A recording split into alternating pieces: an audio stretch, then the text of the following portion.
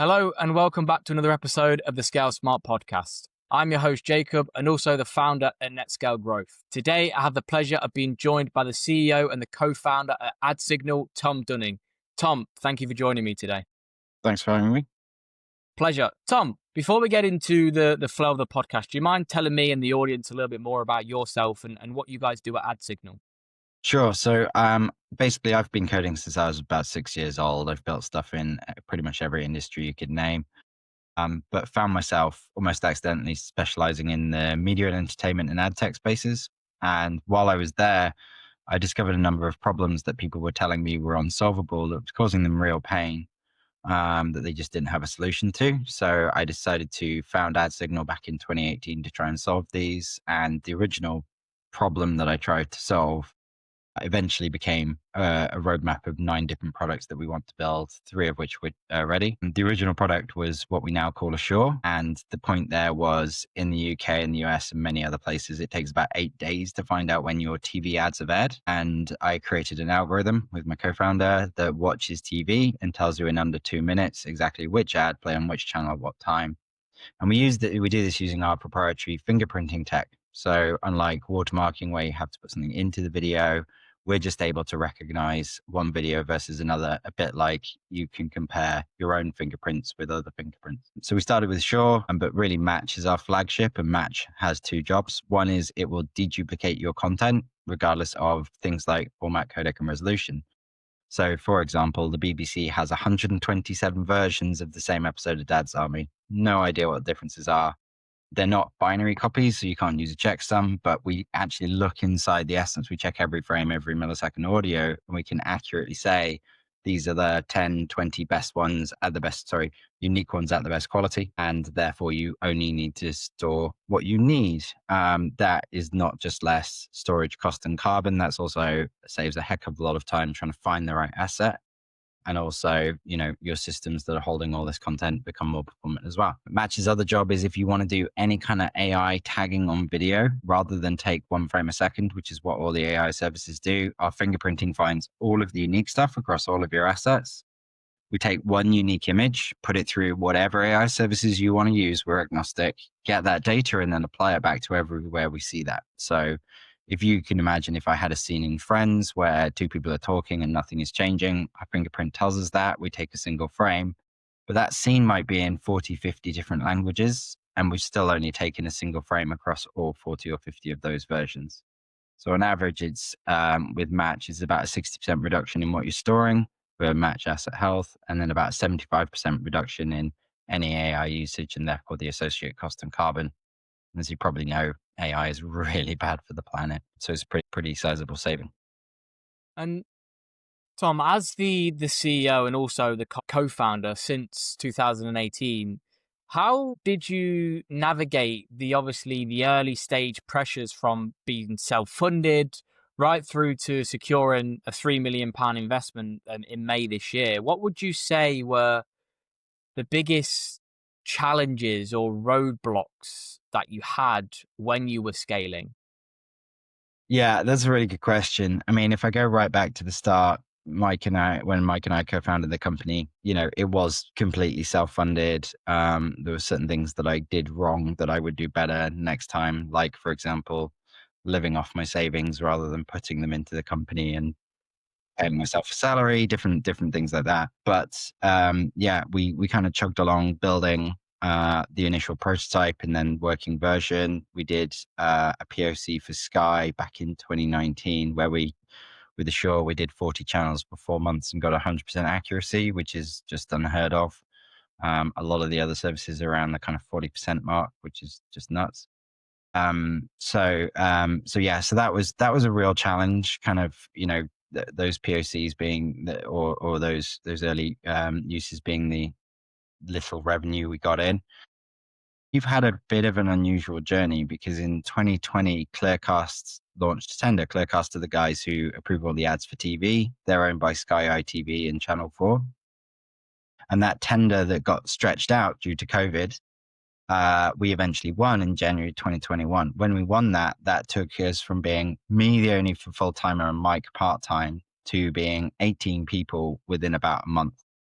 and from being self-funded to revenue funded in the same period. We then built that product from January to November and delivered the first version on time, on budget. And that kind of springboarded us. So, that successful delivery meant not only that we now had a team of 18 and then grew organically all the way up to 26 before we got the investment, but it allowed us to get that team in, but also use our profits to fund the SaaS side of the business, which is obviously, our core, where we want to be. And so we're doing that pivot that a lot of companies end up having to do from bespoke to SaaS, which is not an easy one to do, but we're doing. And we've kind of proven we can do that because of the use of Match, the use of Assure by Barb, all these different things that have happened. So that was tough. And obviously we had to be very, very good at what we do to deliver that on time, because obviously if we had any slippage, if we'd gone over budget, that would have been really bad news for us. So it's not a normal story. I don't think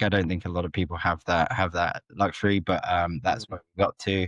And obviously it meant that when we did get to the investment stage, which took a best part of a year with all the different changes we had along the way, we were in a strong position. We were revenue based.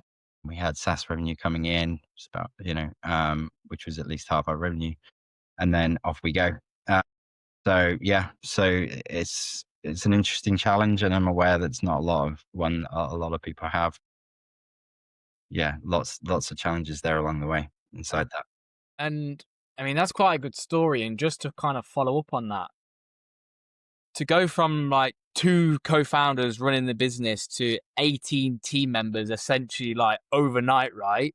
Yeah. How did you guys stay focused on the client acquisition side of things and the product side of things when trying to bring in 18 different staff, train them up, build them up, get them familiar with what you guys are doing? How did you manage all of that and ensure you were still staying focused on the client acquisition?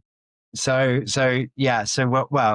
of the thing was that our one and only focus when we got that project was that project. We just for those 9 to 11 months, we just stayed laser focused on delivering that project. We didn't really spend any of our what profit we made on our SaaS products at that point. We wanted to make sure we had a buffer if it did go over later on in the cycle. However, both me and Mike have a lot of experience running development teams. It's what I've done, and doing it as fully. So we're a fully remote company, and those 18 hires were fully remote. We have always been fully remote. So bringing those people on and delivering that project, it was basically just using the skill set I've had as a head of dev or architecture or just team leadership that was an existing skill set, I think. So it was really important that we got it right. I had a really good understanding of the domain. So I knew what we were trying to build, the pitfalls, what we needed to avoid, all that experience that I brought to the project, which is ultimately why they chose us. And and then off we go. And there's an element of it, which is your hiring has to be right, and you need to kind of get a bit lucky with the people you bring on, because if you bring wrong people on, it can be really tough. And bringing somebody on, putting them through probation and realizing they're not right takes time, and that cycle would have really cost us. But on the whole, we hired a great team. We actually are, our hiring is even better now in terms of getting the right people in, making sure they fit our culture, and off we go. But that initial group did a fantastic job, focused, incentivized them to deliver on time, and then off we go. And since we launched that project, it's been through a number of iterations and improvements over the last few years. It's continuously evolving. We continue to look after it. And then starting in 2020, we started really investing into the SaaS side, and then what that's done for us. Yeah. And on the hiring side, there's that saying of like hire slow, fire fast. But when you guys were under, let's say, that kind of pressure to get people in because you couldn't have done it yourself anymore, how did you kind of take that approach into account? Because if you've got such pressure that you need employees, how did you approach it in that sense of hiring slow and firing fast? We didn't hire slow. So basically, I agree with that sentiment, right? Like, it is a good thing to do if you've got the resources to do it. So, in that scenario, you want to ideally be able to do a tech test, you want to do various different things, but you need people there. For example, I would have needed like a head of dev or an engineering manager to be able to run that process for me so that all of my effort wasn't put into that. So on the development side, what I did was I have what I call the hypothetical scenario, which is we have a conversation just like we are now. And I ask you to design a system based on a set of requirements. And we have a back and a forth where you explain what you've built and why you've made those decisions. And I challenge some of them and, work out your ability to design a system. And then obviously, ideally look at things like references and things like that, but, work out very quickly what people are capable of. And one of the things I do as well is I always do the cultural interview, the last step of the process. And part of that is always, I'm basically a human lie detector. I use for a technical micro expression. So I'm able to detect a lot of the time when people are fudging it. And that's been really, really helpful. I've learned to trust that more. That has improved the number of people that stay with us long term as well, because we're not bringing people in that need to be let go. So yeah, so we did bring people in very quickly, and then there were some that didn't work out. They became pretty obvious pretty quick, and we dealt with that. Found within the team that I hired, I found the people that were doing great jobs, that were excelling, that had potential to do more, elevated those people to help me make sure the quality was there elsewhere. And yeah, and then went on from there. And then ultimately, when it got close to launching the product, we had to bring in support team, make sure that's all running properly, and off we go. And moving on now away from that side of things, I want to just have a question in here about AI, because you're pioneered, let's say, a smarter frame level fingerprinting approach that it almost reduces AI processing, which it will cut the cost and the carbon by, you mentioned, around 75%. Correct. Yeah. So, in your view, Tom, how will this reshape the AI workflows across the media, and what do you think is next for making AI more sustainable? I mean, that's a great question. AI is everywhere right now. And we obviously have, different types from computer vision to LLM and all sorts of stuff that is happening across the world. It's a bit of an arms race, people working out what will and won't be allowed. It's a big challenge. So what we do, I think the key of, in fact, everything we do is just kind of taking a step back and going, actually, how should we approach this? And one of the things is always when there is a problem, before I ever look at how anybody else has done it, I always like to think of several different approaches I could take before I get into what somebody else has done and maybe bias myself. So yeah, so on the AI side, you have a lot of people creating some really fantastic AI models that are capable of lots of things, but they're all based around this premise that actually extracting every single frame would be really costly, which is true. But you may be aware in the social media world, there's a big issue at the moment where people are injecting 1 or 2 frames of inappropriate content into a normal video, into a reel. That's, the only way to check that would be, without us, would be to put every frame through AI, which would increase your cost by 2060x, which is mental. Whereas we kind of took a step back and it actually came out of Assure. So because we used the Assure fingerprinting technology, I knew I could compare assets. Knew I could compare a stream of TV to an index of adverts or programs.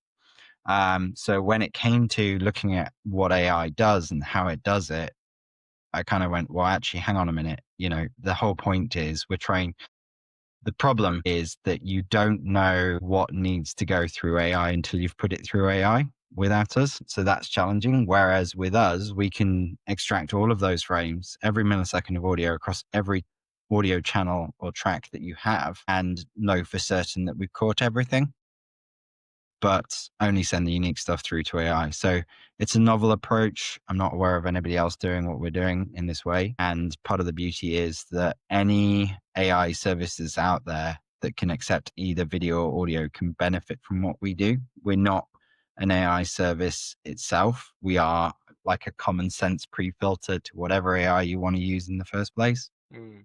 And it's just taking a step back. I mean, we talk about the carbon impact of AI as well, right? Which is at the moment, data centers are thought to be about 3.7% of the world's carbon. Aviation is only 2.1. It was going to be 14% by 2040, which would put it above agriculture at 10. But AI has brought that way forward. Unfortunately, we don't have the stats right now to know how much that has been brought forward. But it's a challenge.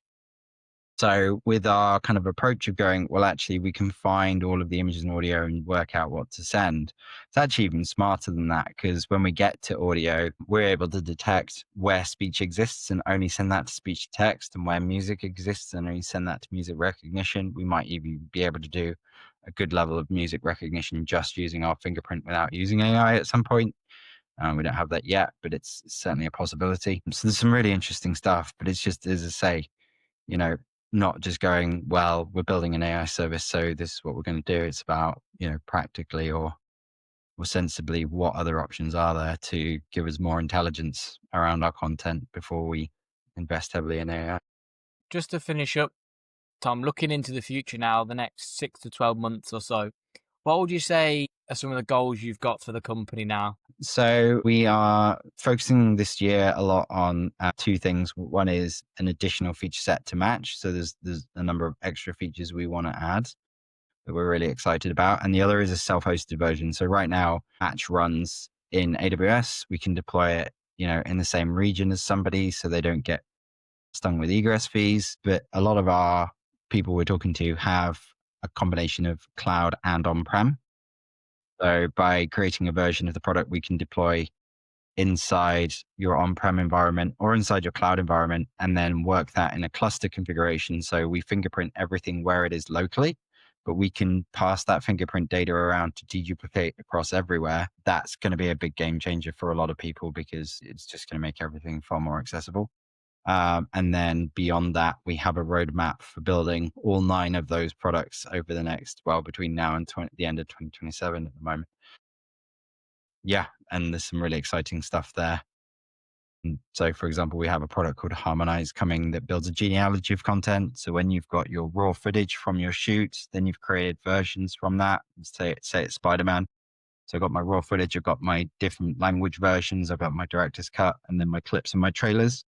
In the editing process, the relationship between those assets gets lost. Harmonize is able to rebuild that genealogy and tell you where every millisecond of video and audio came from and where else you've used it, which is really valuable if you're an editor, but also if there's a problem, you need to go find something and fix it. That's huge. And yeah, there's just one other example of something else we've got. Amazing. And Tom, if people wanted to reach out to you and have a conversation or just inquire, where's the best place for them to do that? Yeah, so either feel free to hit me up on LinkedIn, or if you go to our website, which is add-signal.io, and you go to our contact page, then that will get to the right people and we'll be in touch. Amazing. Amazing. Well, Tom, thank you so much for joining me today. It's been a pleasure speaking to you, and thank you for coming on. Thanks again for your time. Cheers.